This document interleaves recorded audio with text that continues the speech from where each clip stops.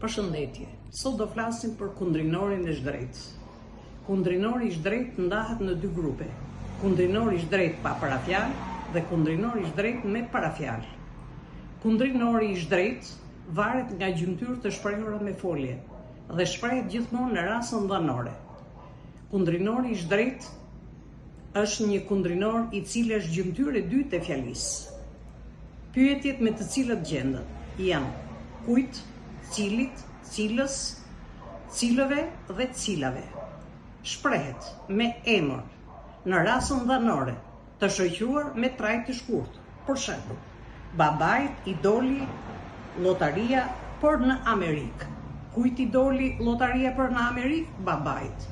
Ky është një kundrinor i shdrejtë që shprehet me emër të rastës ndanore. Ija përpara foljes doli, edhe kjo është kundrinor i shdrejtë. Kujt i doli, ati i. Këtu kemi në këtë fjali dy kundrinor. Një të shdrejtë të shprehur me emër dhe një të shdrejtë të shprehur me trajt të shkurtër. Kundrinori i shdrejtë shprehet dhe me për emër. Asaj i pëlqeu libri me pralla. Kujt i pëlqeu libri me pralla? Asaj.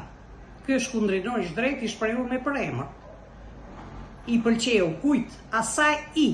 Edhe ija këtu është trajt e shkurtër që quhet kundrinor i shdrejtë. Në këtë fjali kemi dy kundrinor të shdrejtë, një me përemër, një me trajt të shkurtër. Kemi dhe kundrinor të shdrejtë të shprehur me grup emëror. Kryeqytetit të Shqipërisë po i shtohen shumë banor të ri. Kujt po i shtohen shumë banor të ri? Kryeqytetit të Shqipërisë. Ky është kundrinor i shdrejtë i shprehur me grup emëror. Ija që është përpara foljes shtohen, është dhe kjo trajt e shkurtër. Bëjmë pyetjen, kujt po i shtohen? Ati i. Edhe kjo është kundrinor i shdrejtë i shprehur me trajt e shkurtër. Brenda një fjalie kena dy kundrinorë, një të shprehur me grup emëror dhe një të shprehur me trajt të shkurtër. Dhe themi përfundimisht që kundrinori i shdrejtë gjithmonë është në raste ndanore.